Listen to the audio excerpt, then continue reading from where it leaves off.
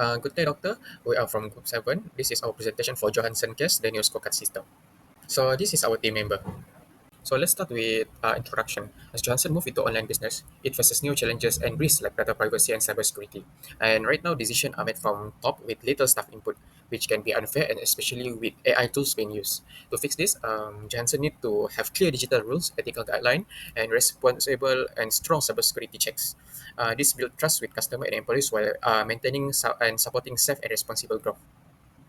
Good morning, Johanssons. I'm currently one of the members in consultant teams that is in charge in the problem identifications of Johansson's company. Based on my analysis, there is three main areas that Johansson needs to change. First is the management style. It is too centralized where the decision-making process only happen in the leadership team.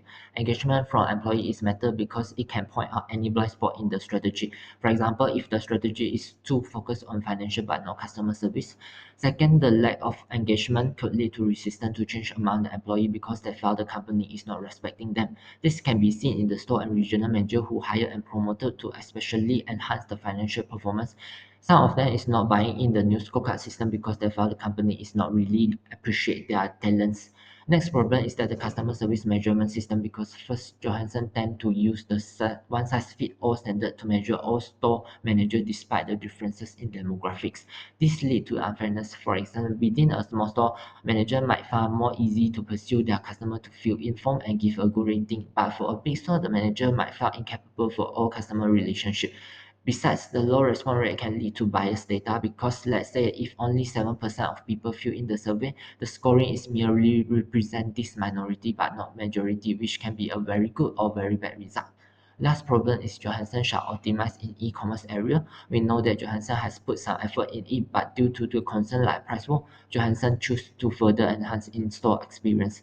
However, studies show that e-commerce is not a passing trend but a shift of customer behavior. Thus, to ensure the continuous existence of company, we introduce the SMA tool, which is strategic management accounting tool to help Johansson to better control on pricing and a better survival in the price war. Meanwhile, we also provide some suggestion in how integrating in current technology can help Johansson in digitalization without compromising in customer service.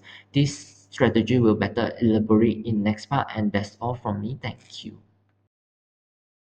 Moving on to strategies to support the changes. As we observe the flaws of centralized decision making, we will recommend Johansson to adopt participative decision making to support decentralization. Basically, decision making is no longer top to down. It includes store managers in designing the performance metrics. These could enhance employees' cognitive flexibility and proactive behavior. Johansson could also gain valuable insights from these boots on the ground employees because they have hands on experience in dealing with daily businesses. Now, Johansson must redesign a new, unbiased balanced scorecard by collecting opinions from the store managers and regional teams to co create KPI. This is to ensure that the balanced scorecard reflects operational realities and align with store level objectives and overall strategic goals. Johansson must also build cross communication channels such as town hall meetings, feedback sessions, and cross functional teams to encourage open dialogue between the top management and employees. This is for management to stay updated on operational realities. When Johansson implements the new scorecard system after amendments, the managers should explain clearly the rationale behind the new system to their subordinates. Therefore, the subordinates won't feel vulnerable. Johansson should also provide training programs for managers to strengthen their skill to cope up with the new scorecard, leading to better implementation and greater success. Next, strategies to improve customer satisfaction measurement system. Johansson should use strategic variance analysis, which only compares performance of each store with the same demographic profile. So they won't compare with change-wide averages, and these will help to increase fairness and accuracy. To improve the survey response rate, surveys should be distributed on multiple channels for customers to participate at their convenience. Besides, Johansson should also measure customer lifetime value to capture brand loyalty, retention, and profitability over time. This can help them to understand the stores that are cultivating high-value customers and reward the store manager based on CLV. Now, we'll be proposing the strategies to boost e-commerce growth. We recommend Johansson to adopt activity-based costing to make smarter decisions in logistics, pricing, and marketing by focusing on what truly drives the profitability of e-commerce. Next, Johansson should utilize advanced technologies like AI to offer online shopping customers personalized recommendations on the first page and use AI to answer customers' inquiries instantly. Johansson could also partner with drone companies and use drone for express delivery to enrich customer experience. Johansson's e-commerce platform could also improve in-store experience by providing the option for customers to reserve online and pick up in store. This could effectively prevent high traffic in store.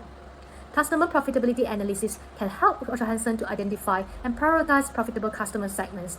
This allows them for more precise marketing and personalized promotions.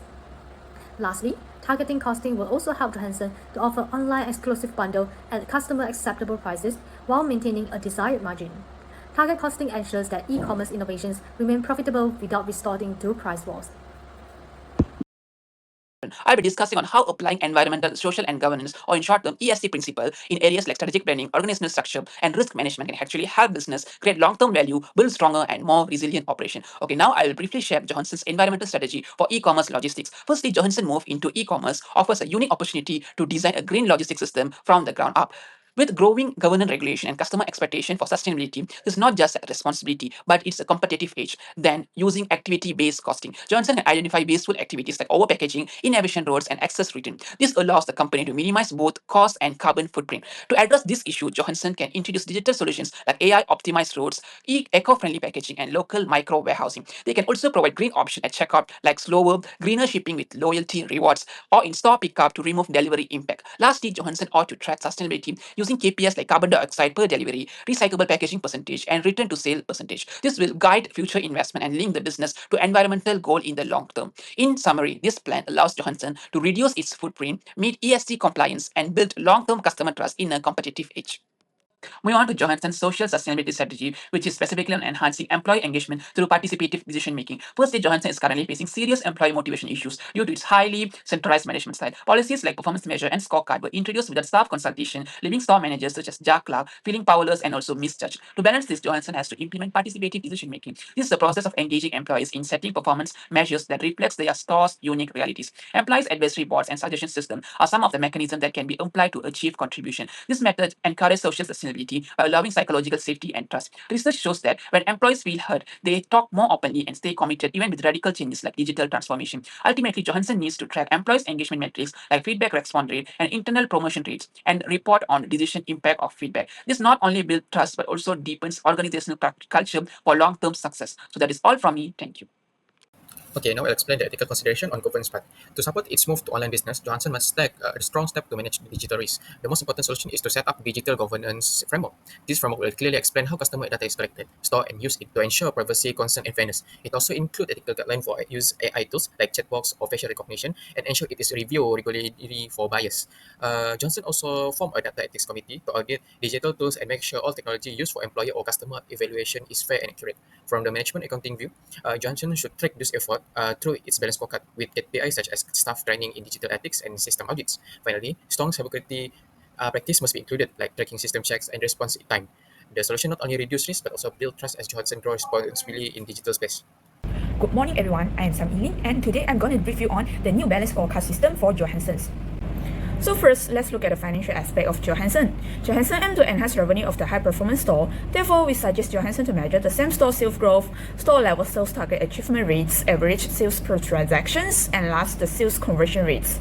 As mentioned previously, it is unfair to measure and set the same target for the store with different customer base and demographic. Therefore, the sales conversion rate that measure the percentage of customers who visit the store and actually make a purchase will be more suitable rather than comparing total revenue generated among the store.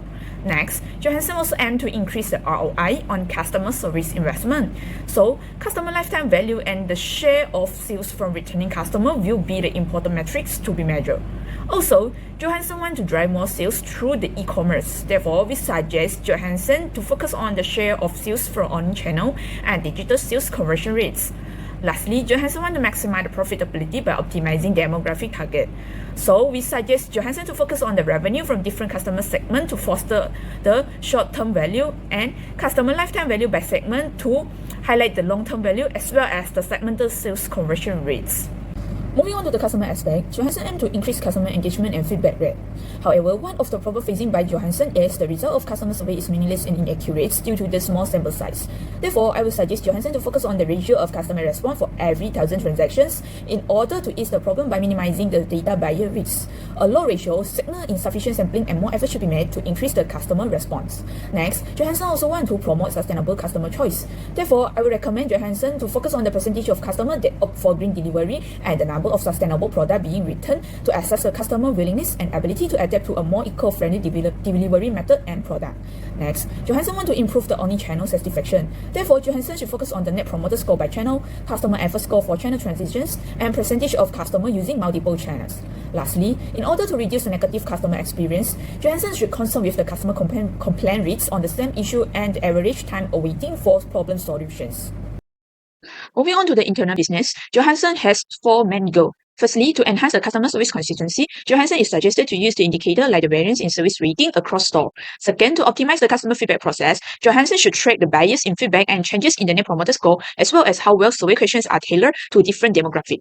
Third, for strengthening ethical digital governance, Johansson should monitor the number of data governance incidents and proactively conduct data ethical briefing to their employees. Lastly, to improve e-commerce and sustainability, Johansson should look at on-time delivery rates, the use of sustainable packaging, and also the order picking and accuracy rates.